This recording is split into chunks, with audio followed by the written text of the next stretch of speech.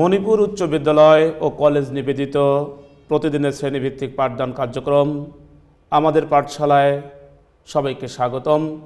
প্রিয় শিক্ষার্থী, আশা করি তোমরা যে যেখানে আছো সাবধানে আছো এবং ভালো আছো। আজকের পাঠ সেই যথারীতি নবম দশম শ্রেণীর বাংলা প্রথম পত্র। তোমার পাঠ্য বইয়ে একটি অতি অসাধারণ বলবো আমি কবিতা, আমি কোনো আগন্তুক নই, একটি দেশপ্রেমমূলক কবিতা। আবার এই দেশপ্রেমের সাথে আমাদের প্রকৃতি, আমাদের নিসর্গের কথা সুনিপুণভাবে প্রকাশিত হয়েছে, সেটা আমরা জানব। আমি কোনো আগন্তুক নই এই কবিতাটি লিখেছেন বাংলা সাহিত্যের অন্যতম সেরা কবি আহসান হাবীব। আমি বিশ্বাস করি যখন তুমি এই কবিতাটি পাঠ শেষে তুমি যেগুলো অনুধাবন করতে পারবে, তুমি যেগুলো আয়ত্ত করতে পারবে, অর্থাৎ এই কবিতার শিখন ফল হবে প্রকৃতির নানা উপাদান সম্পর্কে উদাহরণ দিতে পারবে যে আমাদের আশেপাশে কোন জিনিসগুলো বিদ্যমান। প্রকৃতির সঙ্গে কবির সম্পর্ক, অর্থাৎ কবি যে তার মানসপটে প্রকৃতিকে স্থান দিয়েছেন সেই কথা তুমি বলতে পারবে। মাটির সঙ্গে কবির সম্পর্ক, অর্থাৎ যারা আমরা এই মাটির সন্তান, যারা আমরা এই বঙ্গভূমির সন্তান, তাদের সাথে আমাদের মাটির যে গভীর সম্পর্ক সেটাই তুমি বলতে পারবে। পাখিদের সঙ্গে কবির সম্পর্কে তুলনামূলক আলোচনা করতে পারবে। তোমরা জানো হাজারো পাখির মিলন মেলা হলো আমাদের এই দেশ বাংলাদেশ। সেই পাখির সাথে আমাদের কবির যে একটি সুন্দর সম্পর্ক আছে, তুমি সেই সম্পর্ক বলতে পারবে। স্বদেশের সাথে কবির হৃদয়ের বন্ধন ও সম্পর্কের গভীরতা লিখতে পারবে। আমাদের কবি পরিচিতি আহসান হাবীব 1917 সালের 2রা জানুয়ারি পিরোজপুর জেলার শঙ্করপাশা গ্রামে জন্মগ্রহণ করেন। তিনি বরিশালের ব্রজমোহন কলেজে আইএ পর্যন্ত অধ্যয়ন করেন। কর্মজীবনে তিনি সাংবাদিকতাকে পেশা হিসেবে গ্রহণ করেন। গভীর জীবনবোধ ও আশাবাদ তার কবিতাকে বিশিষ্ট ব্যঞ্জনা দান করেছে। তার কবিতায় স্নিগ্ধতা পাঠক চিত্তে এক মধুর আবেশ সৃষ্টি করে। তিনি সামাজিক বৈষম্যের বিরুদ্ধে এবং আত্মমানবতার সপক্ষে বক্তব্য রেখেছেন। অর্থাৎ যেখানে মানবতা ভুলণ্ঠিত হয়েছে, যেখানে সামাজিক অবক্ষয় ভুলণ্ঠিত হয়েছে, সেখানেই তিনি প্রতিবাদ জানিয়েছেন তার লেখার মাধ্যমে। অর্থাৎ তিনি সবসময় মানবের কথা বলেছেন। তার প্রথম কাব্যগ্রন্থ রাত্রিশেষ, এছাড়া ছায়া হরিণ, সারা দুপুর, আশায় বসতি, মেঘ বলে চড়তে যাব তার উল্লেখযোগ্য কাব্যগ্রন্থ। ছোটদের জন্য তার কবিতার বই জ্যোৎস্না রাতের গল্প ও ছুটির দিন দুপুরে, রানীখালের সাক্ষ্য তার কিশোর পাঠ্য উপন্যাস। আহসান হাবীব তার সাহিত্যকর্মের জন্য বাংলা একাডেমি ও 21 পদক পুরস্কার লাভ করেন। দৈনিক বাংলা পত্রিকা সাহিত্য সম্পাদক থাকা অবস্থায় 1985 সালের 10 জুলাই তিনি মৃত্যুবরণ করেন। তো 17 থেকে 85।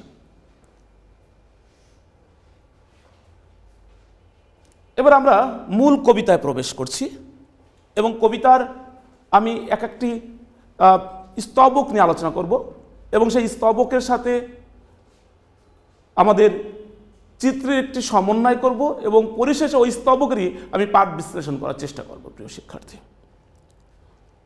আমি কোনো আগন্তুক নেই। আমি শুরুতেই বলেছি কবি আহসান হাবীব। আসমানের তারা সাক্ষী এই জমিনের ফুল, এই নিশিরাইদ বাঁশবাগান বিস্তর জোনাকি সাক্ষী। আমরা দেখি আসমানের তারা, জমিনের ফুল, নিশিরাইদ বাঁশবাগান, জোনাকি পোকা সাক্ষী। আমরা কখন সাক্ষী রাখি? তুমি একটি কাজ করেছো, তোমার মা জিজ্ঞাসা করে তুমি তুমি কি এই কাজটা করেছো? তখন তুমি বলো, তুমি অমুককে বলো, তুমি আমার ওই মিনাকে বলো, রিনাকে বলো, দেখো আমি কাজ করছি কিনা।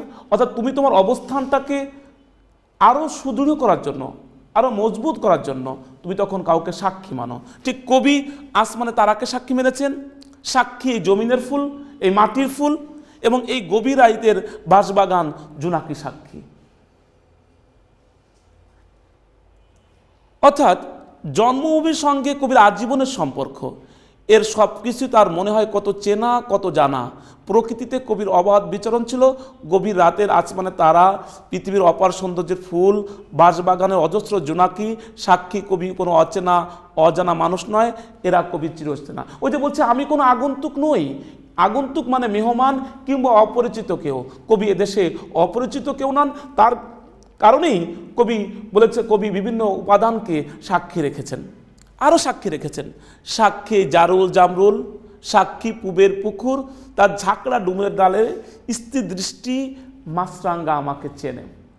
অর্থাৎ ওই যে আমি শিখন ফলে বলেছিলাম যে কবির সাথে পাখিদের সম্পর্ক তুমি জানতে পারবে। জারুল দেখতে পাচ্ছ, জারুল, জামরুল লোভনীয় ফল, মাছরাঙ্গা তোমাকে আমাকে যেটা পুকুরে ছেড়ে দেওয়া হয় যে কটা মাছ মারো, দিন ভরে থাকলেও মাছ পাবো কিনা সন্দেহ আছে। কিন্তু মাছরাঙ্গার যে চোখ, ছোট চোখ, কিন্তু তার কি সুন্দর দৃষ্টিভঙ্গি, যে মাছ উঠতে দেরি আছে তার ধরতে দেরি নেই। অর্থাৎ এই জারুলকে সাক্ষী রেখে, জারুলকে সাক্ষী রেখেছেন, জামরুলকে সাক্ষী রেখেছেন, পুবের পুকুরকে সাক্ষী রেখেছেন, এবং পুবের পুকুরের পাড়ে যে ডুমুরের গাছ আছে, সে ডুমুরে অজস্র ডুমুর ধরে, সেই ডালে যেটা মাছরাঙ্গা বসে আছে তাকেও কবি সাক্ষী রেখেছেন যে আমি এদেশের লোক, এদেশের সঙ্গে আমার সম্পর্ক, আমি উড়ে এসে জুড়ে বসি নেই, আমি এখানকার লোকই। সেজন্য কবি কোনো সময় আসমানকে, কখনো ফুলকে, কখনো বাঁশবাগানকে, কখনো জোনাকি পোকাকে সাক্ষী রেখেছেন। আর এই অংশে দেখছি আমরা কবি সাক্ষী রেখেছেন জারুল জামরুল, আবার পুকুর, সেই পুকুরের পাড়ের যে ডুমুরের গাছ, সেই ডুমুরের গাছে যে মাছরাঙ্গা, সেই মাছরাঙ্গা কবিকে চেনে। দেশকে ভালোবাসা মানে দেশের প্রকৃতিকে ভালোবাসা। কবি প্রকৃতির সঙ্গে কবির ছিল একটি অন্যরকম বন্ধন। এবার একটু ব্যাখ্যায় যাই। কবি জারুল জামরুল গাছের নিচে অনেক থেকেছেন, পুবের পুকুরের পাশে নিত্য চলাচল করেছেন। এই পুবের পুকুরের পাড়ে ডুমুর গাছে মাছরাঙ্গা তার তীক্ষ্ণ দৃষ্টি দিয়ে কবিকে দেখত। তারা সবাই সাক্ষী, কবি এই স্বদেশের একজন, এই মাটির সাথে রয়েছে তার অবিচ্ছেদ্য সম্পর্ক। মা মাটির জন্মভূমি, এটা ঘিরেই কিন্তু আমরা। আমি ইচ্ছা করলে আমার মাটির শিকড় ছিন্ন করতে পারবো না। হয়তো আমরা ক্ষণিকে কোথাও যাই, কিন্তু যখন আমরা বিদেশে বা বাইরে কোথাও যাই, তখনই আমরা বুঝি আমাদের মাতৃভূমিকে আমরা কত ভালোবাসি। এই মাতৃভূমির সাথে আমাদের নারীর সম্পর্ক, আমাদের আত্মার সম্পর্ক। প্রিয় শিক্ষার্থী, আমি কোনো অভাগত নই, মানে আমি কোনো মেহমান নই। আমি বলতে কে? আমি বলতে কবি। কবি কে? আহসান হাবীব। খোদার কসম আমি ভিনদেশী প্রতীক নই।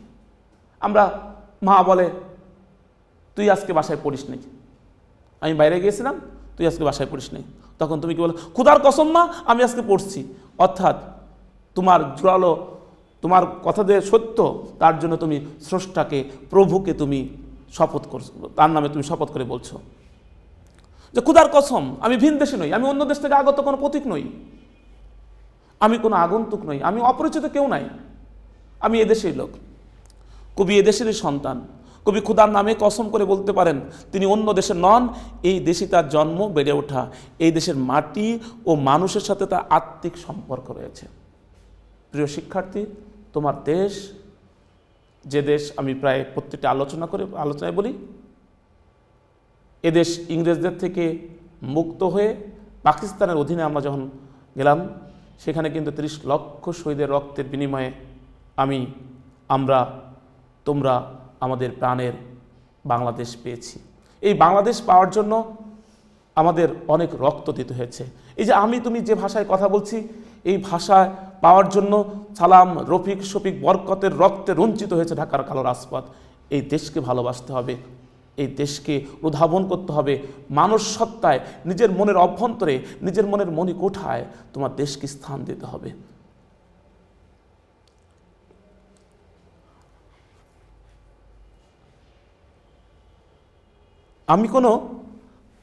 আমি কোনো আগন্তুক নই, আমি ছিলাম এখানে, আমি শাপনিক নিয়মে এখানে থাকি। আর এখানে থাকার নামই সর্বত্র থাকা, সারা দেশে থাকা। তুমি এখন মিরপুরে আছো, তার মানে তুমি ঢাকায় আছো, ঢাকায় আছো তার মানে তুমি বাংলাদেশে আছো। অর্থাৎ তুমি যেখানে থাকো না কেন, তুমি বাংলার যে আমাদের 1,37,000 বর্গ কিলোমিটার মধ্যে তুমি যেখানে থাকো, তুমি চট্টগ্রাম থাকলে বাংলাদেশে আছো, তুমি ফরিদপুর থাকলে বাংলাদেশে আছো, তুমি নোয়াখালী থাকলে বাংলাদেশে আছো। অর্থাৎ তুমি বাংলাদেশের যে প্রান্তে থাকো না কেন, তুমি এই দেশে থাকবে। তা বললো আমি কোনো আগন্তুক নই, আমি ছিলাম এখানে, আমি শাপনিক নিয়মে, শাপনিক নিয়ম মানে স্বপ্নের ঘরেও, আমি কল্পনার জগতও আমি আমার দেশকে নিয়ে ভাবি, এখানে থাকি। আর এখানে থাকার নামই সর্বত্র থাকা, সারা দেশে। ওই যে কবি তার জন্মস্থান থাকলেও তিনি কোথায় থাকেন? এই দেশেই থাকেন, সে কথাই বলছেন। দেশ মানে তো শুধু চারপাশে প্রকৃতি নয়, একটি আপন সত্তায় অনুভব করা। কবি যেখানে থাকুক না কেন তার মন পড়ে থাকে স্বদেশে। অর্থাৎ কবি হয়তো যদি দেশের বাইরেও যান, তবু তার অন্তঃসত্ত্বায় তার দেশ বিরাজমান। কবি তার জন্মভূমিকে খণ্ড করে ভাবেননি, বরং সর্বত্র তিনি আপন সত্তা অনুভব করেছেন। খুব শিক্ষণীয় ব্যাপার। কিন্তু আমি কোনো আগন্তুক নই, এই খররৌদ্র, প্রখর রৌদ্র, জলস, যে বাতাসের সঙ্গে জল মিশ্রিত বাতাস, মেঘক্লান্ত বিকেলের পাখিরা। অর্থাৎ পাখি সারাদিন ধরে কাজকর্ম করে, যখন সে বিকালবেলা ক্লান্ত হয়ে যায় তখন সে তার আপন নিড়ে ফেরে। আমরাও যারা মানুষ, আমরা দৈনন্দিন কাজকর্ম করি, কাজের শেষে আবার সন্ধ্যার দিকে বা বিকেলের দিকে আমরা বাড়িতে যাই। তোমরা দেখতে পাচ্ছ একটা পাখি, সে একদমই সেই ক্লান্ত শেষে সে তার বাসায় ফিরছে। খররৌদ্র, জলজ বাতাস, মেঘক্লান্ত বিকেলের পাখিরা আমাকে চেনে। তারা জানে আমি কোনো আত্মীয় নই, তারা জানে যে আমি মেহমান নই, আমি এখানকার মানুষ। এদেশ আমার, এদেশ আমার জন্মভূমি, এদেশের সঙ্গে আমার আত্মার বন্ধন। কার্তিকে ধানের মঞ্জুরি সাক্ষী, তা মুকুল, ধানের মুকুল সাক্ষী। সাক্ষী তার চিরল পাতার, চিরল বলতে চিকন, অথবা যে পাতার মাঝখানে একটা ভাঁজ আছে। তুমি দেখবে যদি এই যে ধানের পাতা তুমি যদি দেখো, মাঝখানে দেখো চিকন পাতা, কিন্তু মাঝখানে একটা আছে, শির বলা যায় ওটাকে। তো চিরল পাতার টলমল শিশির, এই যে শিশির, সাক্ষী জ্যোৎস্না চাদরে ঢাকা নিশিন্দার ছায়া। নিশিন্দার ছায়া বলতে আমাদের গ্রামীণ একটি গাছ আছে, সেই গাছের ছায়া। অর্থাৎ কবি এখানে ধানের শীষ বা মুকুলকে সাক্ষী রেখেছেন, এবং সেই সাক্ষী রেখেছেন তার উপরে যে শিশির পড়ে সেই শিশিরকে রাখছেন, আবার নিশিন্দা গ্রামীণ গাছের ছায়াকে তিনি সাক্ষী রেখেছেন। প্রিয় শিক্ষার্থী, এটা আমাদের প্রকৃতিরই একটি অপরূপ রূপ রূপায়িত হয়েছে। অকাল বার্ধক্যে নত কদমালি,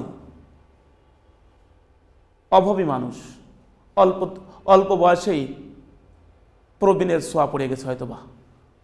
অকাল বার্ধক্যে নত কদমালি, তার ক্লান্ত চোখের আধার আমি চিনি, আমি তার চিরচেনা স্বজন একজন। অর্থাৎ কবি ওই কদমালিকে চেনে, কদমালিও কবিকে চেনে। কবি অর্থাৎ ওই পল্লী গায়ের, ওই গ্রামের সমস্ত মানুষের সঙ্গে, শুধু প্রকৃতির সঙ্গে না, মানুষের সঙ্গেও কবির ছিল একটি অভূতপূর্ব মিলবন্ধন। আমি জমিলার মার শূন্য খাকা রান্নাঘর, শুকনো থালা সবই চিনি, সে আমাকে চেনে। অভাবী মানুষের প্রতিনিধি হচ্ছে আমাদের জমিলার মা। জমিলার মার ঘরে 3 বেলা রান্না হয় না। প্রিয় শিক্ষার্থী, আমরা এরকম আমাদের আশেপাশে যদি কোনো জমিলার মা থাকে, আমরা সে জমিলার মার পাশে দাঁড়াবো। আমি বারবার আমার প্রতি আলোচনায় বলি, আমাদের মানবতা যখন ভুলুণ্ঠিত হবে, আমাদের মাঝে যখন কোনো অভাবী মানুষকে আমরা দেখতে পাবো, তার পাশে আমরা দাঁড়াবো। আর মানুষের পাশে দাঁড়ানোর কিন্তু এখনই একটি মোক্ষম সময়। আমরা দেখেছি যখন আমাদের দেশে বা সারা বিশ্বে করোনা নামক কোভিড-19 যখন সারা বিশ্বকে আক্রমণ করলো, এখনও সেই আমরা আক্রমণের সবলে আমরা আক্রান্ত আছি। এখনও মানুষ অভাবে আছে। যারা স্বাবলম্বী আছো তোমরা, আমরা মানুষের পাশে দাঁড়াবো, এই প্রত্যয় আমাদের ব্যক্ত করতে হবে। একটি কবিতা তুমি পাঠ করলে পাঠের জন্য পাঠ করতে হবে না, তোমাকে এটা উপলব্ধি করতে হবে, এবং উপলব্ধি করার সাথে সাথে তোমাকে সেটা পারলে তুমি তোমার পিতামাতার মাধ্যমে সেই উপলব্ধিটাকে বাস্তবে রূপান্তর করবে। তা আমরা দেখলাম কবির সাথে জমিলার মার সম্পর্ক আছে। সেই জমিলার মা যে শূন্য খাকা, রান্নাঘর, থালা সবই কবি চেনে, জমিলার মাও কবিকে চেনে। কবি দেখেছেন অনাহারী অর্ধাহারী জমিলার মাকে, গরিব অভাবী শ্রেণীপতি জমিলার মা, তাদের রান্নাঘর শূন্যই থাকে সাধারণত, কারণ রান্না করার খাদ্য উপাদান তাদের নেই। যেহেতু রান্না করা হয় না, খাবারও খাওয়া হয়ে ওঠে না, তাই থালা বাসনও শুকনো থাকে। কবি সেই অবস্থার কথা এখানে জানেন। হাত রাখো বৈঠায়, বাংলাদেশ নদীমাতৃক দেশ, মন মাঝি তোর বৈঠানে রে, আমি আর বাইতে পারলাম না।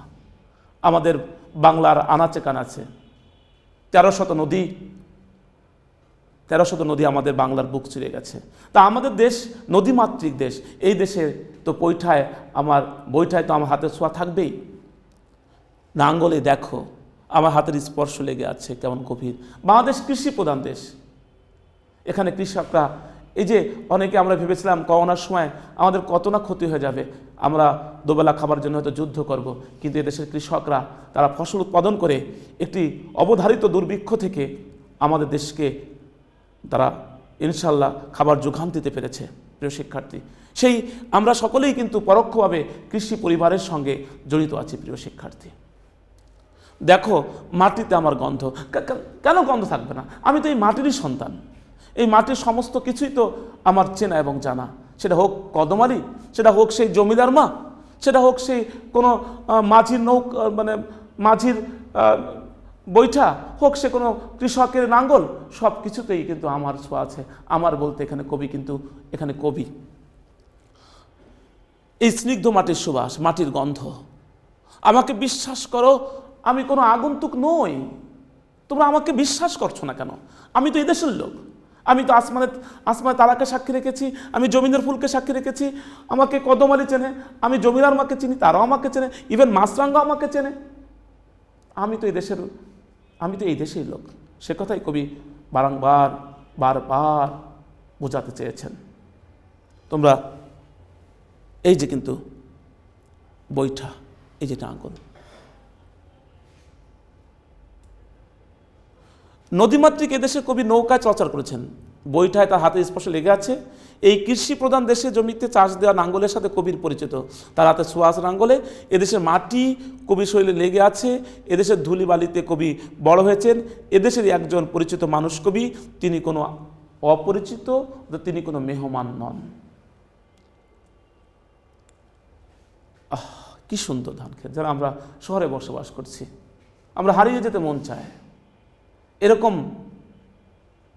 মেঠো দৃশ্য, গ্রামে ধানের ক্ষেতের পর ধানের ক্ষেত। আমি যদি আমার কথা বলি, আমার এরকম ছোটবেলায় এরকম গ্রামীণ পরিবেশে আমি বড় হয়েছি।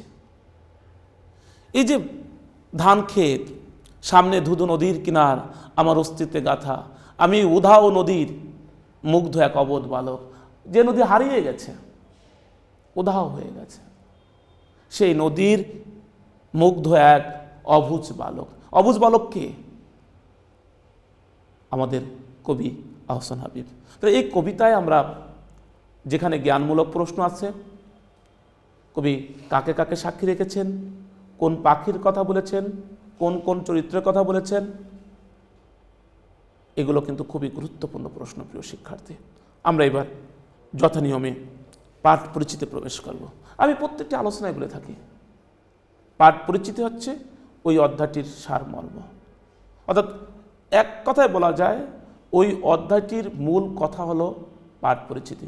তুমি আগামীকাল পরীক্ষা, তোমার পক্ষে সমগ্র অধ্যায় শেষ করে যাওয়া অসম্ভব হয়ে যায় বা কষ্টসাধ্য হয়ে যায়। সেক্ষেত্রে তুমি প্রত্যেকটি অধ্যায়ের যদি পাঠ পরিচিতি সারমর্মকে তুমি যদি আয়ত্ত করতে পারো, এটা খুব ভালো হবে তোমার জন্য।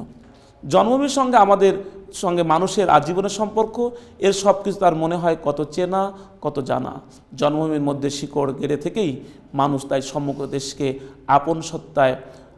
দেশকে আপন করে পায়।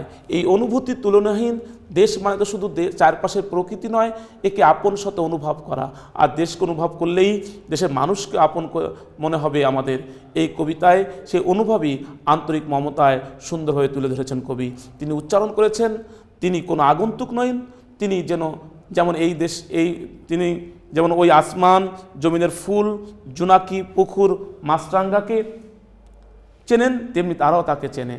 পাখি, কার্তিকের ধান কিংবা শুধু শিশির নন, তিনি এই জনপদের মানুষকে ভালোভাবে চেনেন। তিনি কদমালি, জমিলার মার মতো মানুষের চিরচেনা স্বজন। কবি অনুভব করেন যে নাঙ্গল জমিতে ফসল ফলায়, সে নাঙ্গল এবং মাটির গন্ধ লেগে আছে তার হাতে, শরীরে ধান খেত আর ধুধু নদীর কিনার, অর্থাৎ এই গ্রামীণ জনপদের সঙ্গেই তার জীবন বাঁধা। এই হচ্ছে তার অস্তিত্ব, এ হচ্ছে মানব জীবন। জন্মভূমির সঙ্গে যে মানুষ গভীরভাবে সম্পর্কিত, অর্থাৎ জন্মভূমির সাথে আমাদের আজীবনের সম্পর্ক, জন্মভূমির সঙ্গে আমাদের আত্মার সম্পর্ক, আমাদের নারীর সম্পর্ক, আমাদের শিকড়ের সম্পর্ক, সে কথাই কবি এখানে আলোচনা করেছেন। এবার আমরা একটি সৃজনশীল প্রশ্ন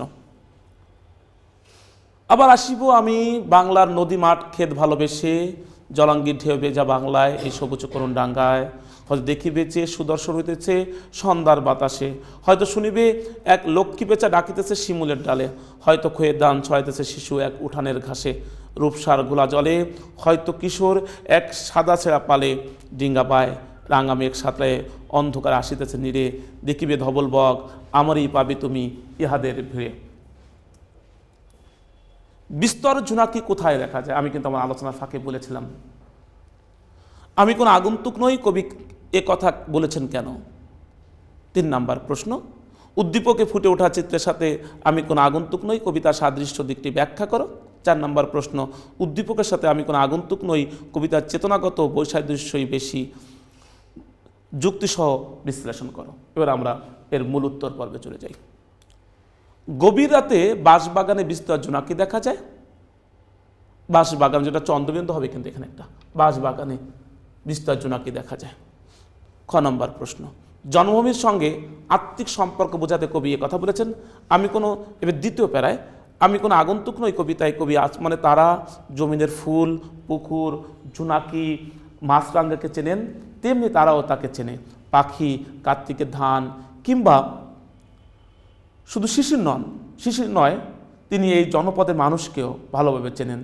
তিনি কদমালি, জমিলার মার মতন মানুষের চিরচেনা স্বজন। এই কারণে কবি নিজেকে আগন্তুক ভাবতে নারাজ। 3 নাম্বার প্রশ্নের উত্তর, অর্থাৎ অনুধাবন। আমরা প্রথমে দেখলাম জ্ঞানমূলক, তারপর অনুধাবনমূলক, এবার হচ্ছে প্রয়োগমূলক প্রশ্ন উত্তর। আমি প্রত্যেকটা আলোচনা করে বলে থাকি যে প্রয়োগমূলক মানে হচ্ছে 3টি স্তর। প্রথম স্তর, প্রকৃতি চেতনার দিক থেকে উদ্দীপকে ফুটে ওঠা চিত্রের সাথে আমি কোনো আগন্তুক নই, কবিতার সাদৃশ্য লক্ষ্য করা যায়। দ্বিতীয়, আমি কোনো আগন্তুক নই কবিতায় কবি প্রকৃতির অনুপম দৃশ্য বর্ণনা করেছেন। এদেশের প্রকৃতির সঙ্গে কবির রয়েছে নিবিড় সম্পর্ক এবং আত্মিক বন্ধন। আসমানে তারা, জমিনের ফুল, গভীর রাতে বাঁশবাগানের জোনাকি, কার্তিক মাসে ধানের মুকুল, চিরল পাতা টলমল শিশির, প্রকৃতি, এইসব নানা অনুষঙ্গ কবি প্রত্যক্ষ করেছেন পরম মমতায়। তারপরের স্তর, উদ্দীপকে কবি প্রকৃতির অপরূপ সৌন্দর্য বর্ণনা করেছেন। জলাঙ্গির ঢেউ ভেজা বাংলা, শিমুলের ডালে বসে লক্ষ্মী পেঁচার ডাক, রূপসার ঘোলা জলে, সাদা ছেঁড়া পালে, ডিঙ্গা পাওয়া রাঙ্গা মেঘের অন্ধকারে সাদা বকের নীড়ে ফেরা, প্রকৃতির প্রাকৃতিক চিত্র অবিরল ধারায় বর্ণিত হয়েছে উদ্দীপকে। সুতরাং উদ্দীপকের অপরূপ সৌন্দর্য চিত্রণের ক্ষেত্রে উদ্দীপকের সাথে আমি কোনো আগন্তুক নই কবিতাটি সাদৃশ্যপূর্ণ। 4 নম্বর প্রশ্ন, উদ্দীপকের সাথে আমি কোনো আগন্তুক নই কবিতার চেতনাগত বৈসাদৃশ্য বেশি, মন্তব্যটি যুক্তিসঙ্গত। আমি কোনো আগন্তুক নই কবিতায় কবি অনেকটা বাস্তবনিষ্ঠ। প্রকৃতপক্ষে কবি এহ জগতেই মাতৃভূমিকে ভালোবেসেছেন, জন্মভূমির সঙ্গে তার নিবিড় সম্পর্ক রয়েছে। তিনি কোনো আগন্তুক নন। এই আসমানে তারা, রাতের জোনাকি, চিরর পাতা টলমল শিশির কবি চেনেন, তেমনি তারাও তাকে চেনে। কবি অনুভব করেন যে নাঙ্গল জমিতে ফসল ফলায়, সে নাঙ্গলে তার হাতের ছোঁয়া এবং মাটির গন্ধ তার গায়ে লেগে আছে। এই গ্রামীণ জনপদের সঙ্গে তার জীবন বাঁধা, এ হচ্ছে তার অস্তিত্ব। পরের স্তর, উদ্দীপকে কবি মৃত্যুর পরও বাংলার সর্বত্র থাকা আশা প্রকাশ করেছেন। কবিকে মৃত্যুর পরও এই বাংলার আকাশে বাতাসে কখনো লক্ষ্মী পেঁচার ডাকের মধ্যে, কখনো ছেঁড়া পাল তোলা নৌকার মধ্যে খুঁজে পাওয়ার কথা বলেছেন। মৃত্যুর পারে নানা ছদ্মবেশে নানা জায়গায় কবিকে পাওয়ার কথা বলেছেন। আমি কোনো আগন্তুক নই কবিতায় কবি মাতৃভূমির প্রতি কবির ভালোবাসা প্রকাশ করেছেন বাস্তব জগৎ ঘিরে। উদ্দীপকের কবিও স্বদেশের প্রতি ভালোবাসা প্রকাশ করেছেন, তবে তা বাস্তব জগৎ ঘিরে নয়, কল্পনা জগৎ ঘিরে, এবং তা মৃত্যুর পর। সুতরাং চেতনাগত বৈসাদৃশ্য এখানে লক্ষণীয়। প্রিয় শিক্ষার্থী, আমি আবারও তোমাদেরকে বলছি, তুমি জ্ঞানমূলক প্রশ্ন অবশ্যই এক বাক্যে লিখবে। অনুধাবনমূলক প্রশ্ন উত্তর তুমি 2 প্রায় লিখবে। জ্ঞানমূলক যোগ অনুধাবনমূলক। ওই অনুধাবনমূলক মানে কিন্তু অনুধাবনমূলক নয়, জ্ঞান যোগ অনুধাবনমূলক। এবার চলে আসলাম প্রয়োগমূলক। প্রয়োগমূলক প্রশ্নের 3টি স্তর: জ্ঞান যোগ অনুধাবন যোগ প্রয়োগমূলক স্তর। 4 নাম্বার প্রশ্ন অর্থাৎ উচ্চতা দক্ষতামূলক প্রশ্ন। সেই উচ্চতা দক্ষতামূলক প্রশ্নের কিন্তু 4টি স্তর: জ্ঞান যোগ অনুধাবন যোগ প্রয়োগ যোগ উচ্চতা দক্ষতামূলক প্রশ্ন। আমি তোমাদের প্রতি আমার যে অনুরোধ থাকবে, আমি আজকে যে আলোচনা দেখবে প্রত্যেকটি স্তবকের পরে, প্রত্যেকটি কবিতার প্রত্যেকটি 3-4 লাইন পর পর আমি কিন্তু ব্যাখ্যা করেছি। এই ব্যাখ্যাগুলো একে বলা হয় পাঠ বিশ্লেষণ। এই পাঠ বিশ্লেষণ যদি তুমি ভালোভাবে আয়ত্ত করতে পারো, ইনশাল্লাহ তুমি যে কোনো সৃজনশীল প্রশ্ন তুমি অতি অনায়াসেই তুমি উত্তর দিতে পারবে বলে আমি বিশ্বাস করি। প্রিয় শিক্ষার্থী, তাই অনুরোধ করব তুমি পাঠ বিশ্লেষণ এবং পাঠ পরিচিতি তুমি আয়ত্ত করবে। তোমাদের বাড়ির কাজ আছে লতা গুল্ম বারজার বাবুই পাখির বাসা, আর মধুমতি নদীটির বুক থেকে বেদনা বিহ্বল ধ্বনি ওঠে মেঘমালা, শুয়ে ব্যাপক ছড়িয়ে পড়ে সারা বাংলায়।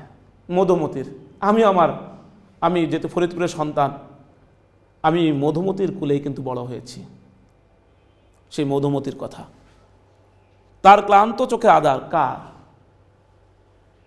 আমার অস্তিত্বে গাথা বলতে কবি কি বোঝানো হয়েছে? গ, উদ্দীপকে ফুটে ওঠার চিত্রের সাথে আমি কোনো আগন্তুক নই, কবিতার সাদৃশ্য দিকটি ব্যাখ্যা করো। নাম্বার 4, উদ্দীপকের সাথে আমি কোনো আগন্তুক নই, কবিতার চেতনাগত বৈসাদৃশ্য বেশি, যুক্তি সহ বিশ্লেষণ করো। বাড়ির কাজ সমাপ্ত।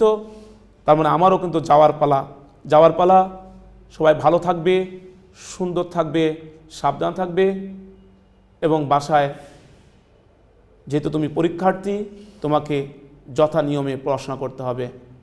ভালো থাকো, সুন্দর থাকো। আল্লাহ হাফেজ।